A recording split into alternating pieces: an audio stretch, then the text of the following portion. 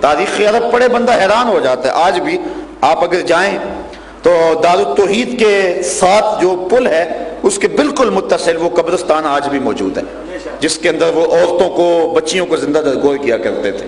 وہاں رونگٹے کھڑے ہو جاتے ہیں. عبرت کا نشان وہ آج بھی موجود ہے. بہن کو قتل کرتا تھا بھائی کہ کل میرا کوئی بہنوئی نہ کہلائے. لیکن آؤ تاریخ کا ایک عجیب واقعہ سناؤ. اللہ کے محبوب علیہ السلام کی حقیقی بہن اور حقیقی بھائی کوئی نہیں تھا، لیکن جب حضرت حلیمہ سعدیہ کے ہاں گئے، ایک ان کی بیٹی تھی جس کا نام تھا حضرت شیمہ، اور وہ حضور کو شام کے وقت قبیلہ بنو سعد کے کھلے میدان میں کھلانے کے لیے لے کر آیا کرتی تھی. ہمارے دیہاتوں میں رواج ہے، شاید شہر میں تو دم توڑ گیا ہوگا، شام کے وقت جب عورتیں کھانا پکانے میں مصروف ہوتی ہیں نا تو بہنیں اپنے ویر اٹھا کے باہر کسی کھلی جگہ پہ لے آتی ہیں کہ امی یکسو ہو کے کام کر لیں. اور ہر بہن کا مزاج یہ ہوتا ہے کہ میرا ویر سے سونا زمانے میں کوئی نہیں. ایک کہتی میرے ویر کا مقابلہ نہیں، دوسری کہتے میرے ویر کا مقابلہ نہیں. ایک کہتی میرے ویر کی آنکھ تو دیکھو سرمگی، دوسری کہتی اس کے رخسار تو دیکھو، تیسری کہتی اس کے کشادہ پیشانی تو دیکھو، کوئی کہتی اس کی اٹھی ہوئی ناک تو دیکھو، کوئی کہتا ہے اس کے رنگ کی چمک تو دیکھو. مناظرے کر رہی ہوتی.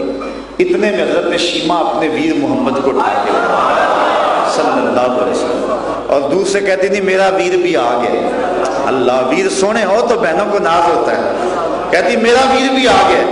وہ کہتی نہیں شیمہ تیرے ویر کا مقابلہ تو نہیں ہے. پھر حضرت شیمہ حضور کو گود میں لے کے چمٹا لیتی اور کہتی ربنا ابق لنا محمدا حتی اراہ یافعا وابردا.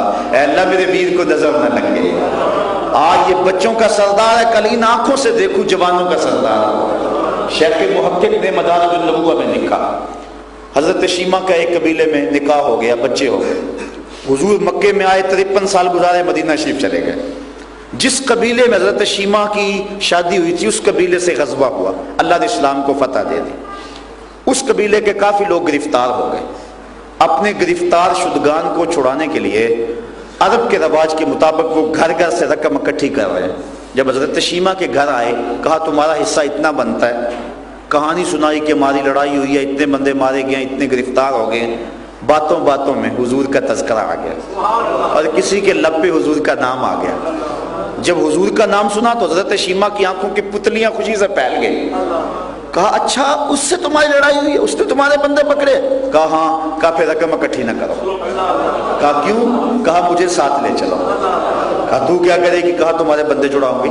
کہا عجیب بات ہے. کہا تمہیں نہیں پتا وہ میرا ویر لگتا ہے، وہ میرا بھائی لگتا ہے. قوم کے سرداروں کو لے کر حضرت شیمہ جب حضور کے خیمہ نوری میں داخل ہونے لگی نا تو یہ مدنی دور تھا، تو صحابہ ننگی تلواروں سے پہرا دے رہے ہیں. وہ وقت گزر گیا جب لوگ پتھر مارتے تھے. اب حکم ہے خبردار آواز بھی اونچی نہیں کرنی. حکم ہے نبی سے بات کرنی ہے، پہلے گھر جاؤ، کوئی صدقہ لو، بازار آؤ، فقیر ڈھونڈو، خیرات کرو، پھر نبی کی چوکھٹ پہ آؤ، تمہیں پتہ چلے کہ نبی کی بارگاہ کتنی بلند ہے. صحابہ ننگی تلواروں سے پہرا دے رہے ہیں. حضرت شیمہ آگے بڑھنے لگی اس خیال سے کہ میں بھائی کے خیمے میں جا رہی ہوں، تو صحابہ نے ننگی تلواروں سے راستہ روک دیا.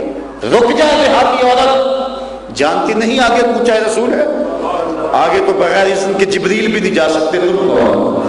تو جب صحابہ نے راستہ روکا تو حضرت شیمہ نے تلوار کو جھٹک کے پیچھے کرتے ہوئے کہا خلو سبیلی وعلم انا اخت نبیکم، میری راہیں چھوڑ دو، مجھے جانتے نہیں میں کون ہوں، میں تمہارے نبی کی باچی لگتی ہوں. بس سر جھک گئے، آنکھوں پر پلکوں کی چلمنے آ گئی. صحابہ نے نگاہوں کو نیچا کر لیا. حضور کی ہمشیرہ گزر رہی ہیں. حضور کے خیمہ نوری میں داخل ہوئی. حضور نے دیکھا اور مسکرا کے کہا بہن کدھر آئی ہو؟ کہا حضور آپ کے لوگوں نے ہمارے بندے پکڑے ہیں، چھڑانے آئی. کہا بہن تو نے زحمت کیوں گوارا کی، پیغام ہی بھیج دیتی میں چھوڑ دیتا. پھر حضور نے کچھ گھوڑے چند جوڑے اور بہت سارا ساز و سامان دیا. بھائیوں کے دروازوں پر بہنیں آئیں تو بھائی خالی تو نہیں موڑا کرتے. اور پھر حضور رخصت کرنے کے لیے خود خیمہ نوری سے باہر آئے. صحابہ کی جماعت منتظر تھی.